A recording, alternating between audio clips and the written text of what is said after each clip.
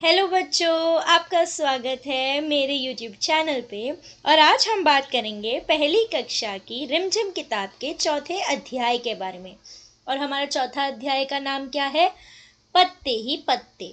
तो चलो शुरू करते हैं। दीदी बोली, मैं 5 तक गिनूंगी। गिनती शुरू करने से पहले तुम लोग गोला बनाकर बैठ जाना। 1, 2, 3, 4।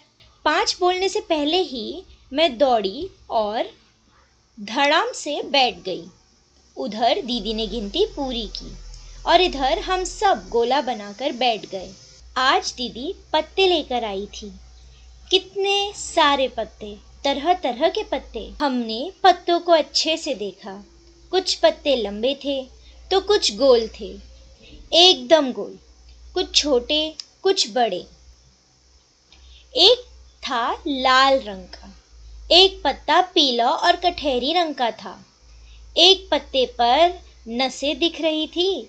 हमने पत्तों को छू कर देखा। कुछ पत्ते एक तरफ से मुलायम थे तो दूसरी तरफ से खुरदुरे, तो कुछ पत्ते बंधनवार जैसे लग रहे थे। तो बच्चों, अभी आपके लिए एक एक्सरसाइज और एक एक्टिविटी है। अपने बगीचे में जाओ और अलग अलग तरीके के पत्तों को लाओ। उनको देखो और बताओ, उनको छू के बताओ कि वो कैसे हैं, खुरदुरे हैं या मुलायम। अपने आसपास से तरह तरह के पत्तियां इकट्ठा करो। इन पत्तियों को कागज पर चिपकाओ। नीचे दिए गई जगह पर इन पत्तियों के चित्र भी बनाओ। अभी पत्ते का पटाखा। अब मैं आपको सिखाती हूँ कि पत्ते का पटाखा कैसे बनाते हैं। हमको सामान सिर्फ एक पत्ता चाहिए। बनाने का तरीका, एक पत्ते को अपने हाथ की थोड़ी खुली मुट्ठी पर रखो। अब दूसरी हथेली से कसकर पत्ते पर वार करो। तुम्हें एक गुब्बारे की फटने जैसी आवाज सुनाई देगी। इसी को पत्ते का पटाखा कहते हैं। ये आवाज तभी आएगी अगर तुमने मुट्ठी अपनी हल्की सी खोली हुई है। चलो एक वीडियो देखते हैं। इनने मुट्ठी बांधी, थोड़ी सी जगह दी और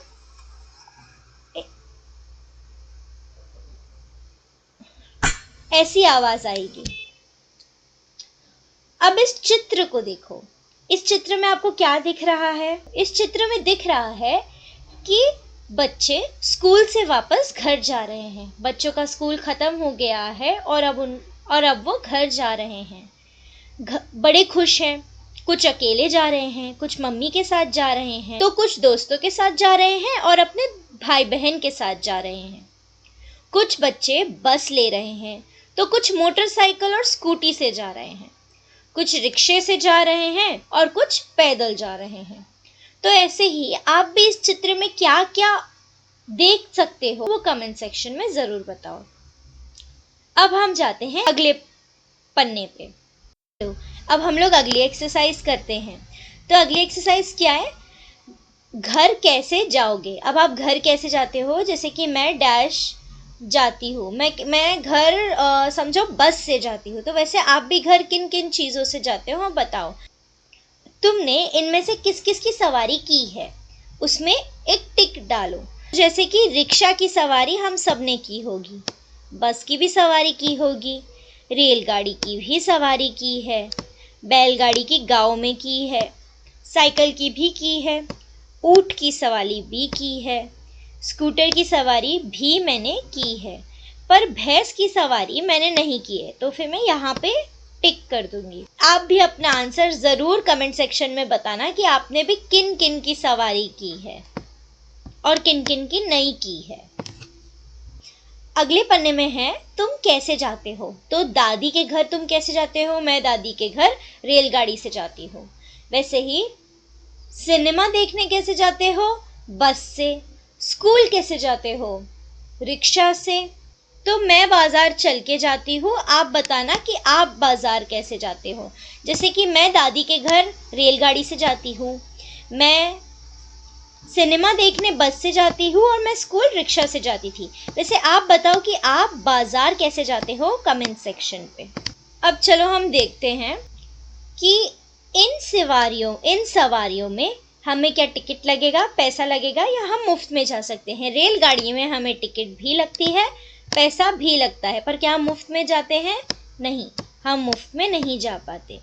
भैंस में हमें टिकट तो नहीं लगती है, पर हाँ, भैंस चलाने वाले को पैसा ज़रूर देना पड़ता है, पर मुफ्त में भी हम नहीं जा पाते।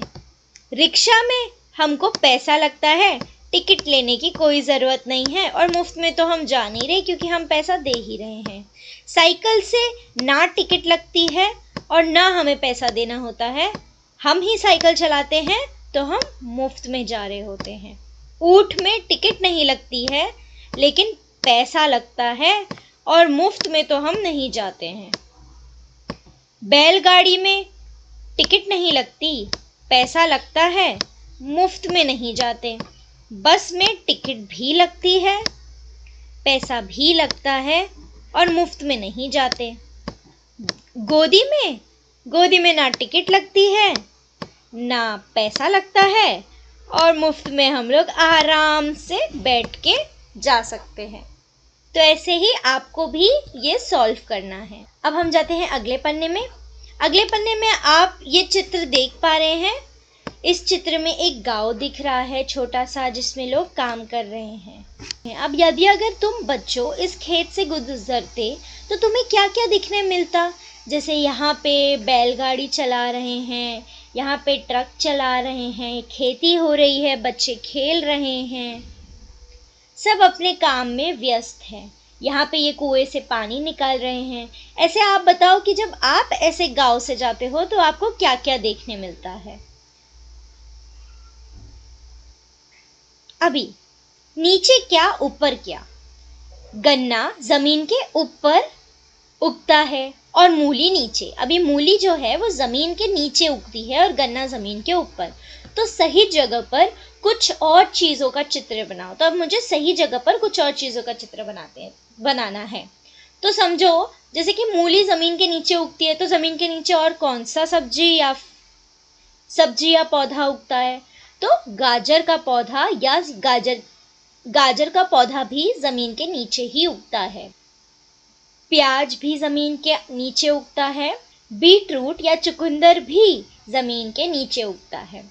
अब जैसे कि गन्ना ज़मीन के ऊपर उगता है, तो वैसे ही सेब का पेड़ भी ज़मीन के ऊपर ही रहता है और झाड़ियाँ भी ज़मीन के ऊपर ही उगती हैं। भूजे मेरा रंग। तो अब आप लोगों को इनका रंग समझना है जो भी यहाँ पे दिया गया है। तो जैसे कि यहाँ पे ये बिल्ली कह रही है कि बैगन किस रंग का होता है? तो बैगन का रंग तो बैंगनी ही होगा। वैसे ही लाल रंग में क्या क्या आता है? लाल रंग में आता है टमाटर और गाजर।